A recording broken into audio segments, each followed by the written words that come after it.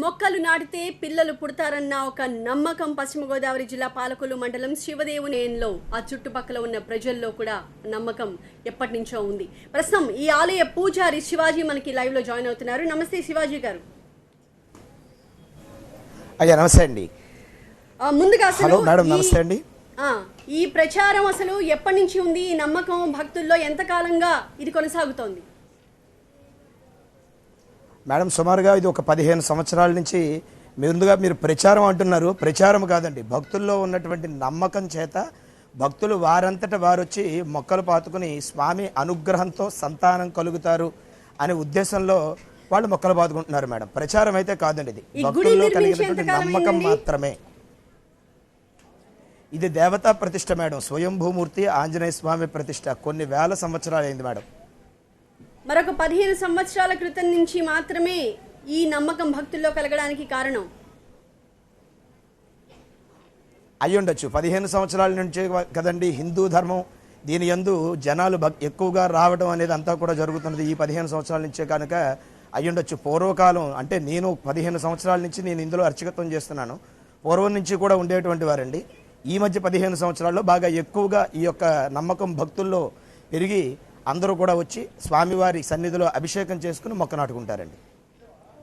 కానీ ఎన్నో శివాలయాలు ఉన్నాయి మనకి రాష్ట్రంలో. ఈ శివాలయానికి మాత్రమే ఇటువంటి ఒక ప్రత్యేకత ఎందుకు ఆపాదించబడింది? కారణం ఏంటి?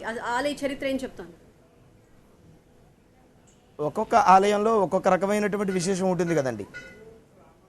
ఈశ్వరుడి స్వరూపము కొబ్బరి మొక్క కనుక కొబ్బరి మొక్క నాటుకుంటే సంతానం కలుగుతారని చెప్పి కొన్ని క్షేత్రాల్లో రకరకాల క్షేత్రాల్లో రకరకాలైనటువంటి విశేషాలు ఉన్నాయి.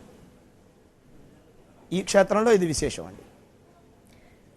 మరి కొబ్బరి మొక్క నాటితే మగ పిల్లవాడు, గులాబీ మొక్క నాటితే ఆడపిల్ల పుడుతుంది అన్న ఆ నమ్మకం కూడా నిజమేనా? ఆ పూర్వం నుంచి భక్తుల్లో ఉన్నటువంటి నమ్మకం అండి.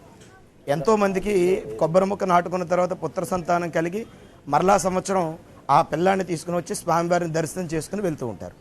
కొబ్బరి మొక్క నాటిన వాళ్ళందరికీ మగపిల్లలే పుట్టారా అండి? సుమారుగా 90% వరకు జరిగిందండి.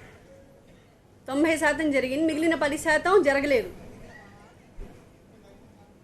అయ్యుండొచ్చండి. అయ్యుండొచ్చు, కానీ దానికి ఒక రిజిస్ట్రీ కానీ రికార్డ్ కానీ ఏమీ లేవు. అది అక్కడ ప్రజల్లో ఉన్న నమ్మకం అంతే. ఆయన చెప్తుంది కూడా అదే. అదేం రిజిస్ట్రీ చేసి వెళ్ళి ఇలా నాటారు, తర్వాత ఇలాగా సంతానం పుత్ర సంతానం కలిగింది, అది మళ్ళీ తీసుకొచ్చి ఇట్లా ఫోటోలు పెట్టారు, ఇలా మామూలుగా ఒక స్త్రీ గర్భం దాలిస్తే మగ పిల్లవాడు ఆడపిల్ల పుడుతుంది ఖచ్చితంగా అంతే. ఒక రేర్ గా వెరీ నాట్ 5 లో అటు ఇటు కాని వాళ్ళు కూడా పుడతారు. అది కూడా వాట్ ఎవర్. ఇప్పుడు 90% మాత్రమే అది జరిగింది అంటే అది పూర్తి స్థాయిలో జరుగుతుందన్న నమ్మకాన్ని మనం తీసుకోవచ్చా? ఆ నమ్మకం వాళ్ళల్లో అసలు కనెక్ట్ చేయడానికి కూడా ఒక లాజిక్ కూడా ఒప్పుకోవడం లేదండి.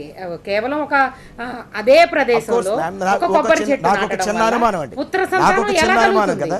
అసలు కేవలం ఒక సైన్స్ కానీ ఒక లాజిక్ కానీ కనెక్ట్ కావట్లేదు. కేవలం నమ్మకం బ్లైండ్ గా.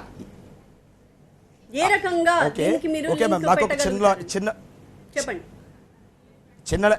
చిన్న అనుమానం అండి. ఇప్పుడు శివానుజ్ఞ లేనిదే చెవైనా కుట్టదని శాస్త్రం ఉంది. అదేవిధంగా వాళ్ళు గర్భం పొందటానికి కానీ వివాహం జరగడానికి కానీ గర్భం పొందటానికి కానీ సంతానం కలగడానికి కానీ ఈశ్వరానుగ్రహమే కదా. వాళ్ళు కలిగేటువంటి ఆ ఈశ్వరానుగ్రహాన్ని ఈ శివదేవ స్వామి వారికి వచ్చి దర్శనం చేసుకుని అభిషేకం చేసుకోవడం చేత పుత్ర సంతానం కలుగుతుందని వాళ్ళ నమ్మకం. మీరు అడిగారు, రికార్డెడ్ అడిగారు.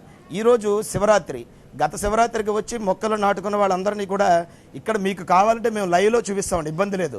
అభిషేకం చేసుకున్న తర్వాత సంతానం ఎంతమందికి కలిగింది అంటే వాళ్ళందరూ కూడా చేతుల పైకెత్తి చూపిస్తారు. ఇదేమి మేము చెప్పితేనో ప్రచారం చేస్తేనో జరిగేది కాదు. భక్తులకి వాళ్ళంతటా వాళ్ళకి నమ్మకం కలిగి స్వామి మీద ఉన్న భక్తితో వచ్చి ఇక్కడ మొక్కలు పాతుకుని సంతానాన్ని పొందుతున్నారు.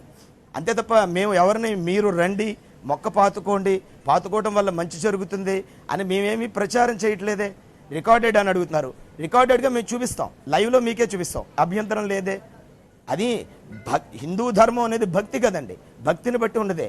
అంతే తప్ప ఇది మేమేమి ప్రచారం కోసం కానీ ఇంకొక దానికోసం దేనికోసమో చేసేటువంటిది అయితే కాదే. ఇది మేము మీకు చూపిస్తాం, లైవ్ లో చూపిస్తాం. రికార్డెడ్ మీన్స్ వచ్చే వాళ్ళందరినీ అయితే ఒక చిన్న రిక్వెస్ట్ అండి, ఇప్పుడు జరగని కదండి, జరగని పని కదండి.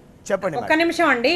ఇప్పుడు ఆడపిల్లలు తగ్గిపోతున్నారు. ఈసారి నుంచి వాళ్ళని రిక్వెస్ట్ చేసి మీరు గులాబీ మొక్కలు నాటించండి. ఎందుకంటే 1000 మంది మగపిల్లలు పుట్టినప్పుడు కేవలం 800 మందే అమ్మాయిలు ఉంటున్నారు.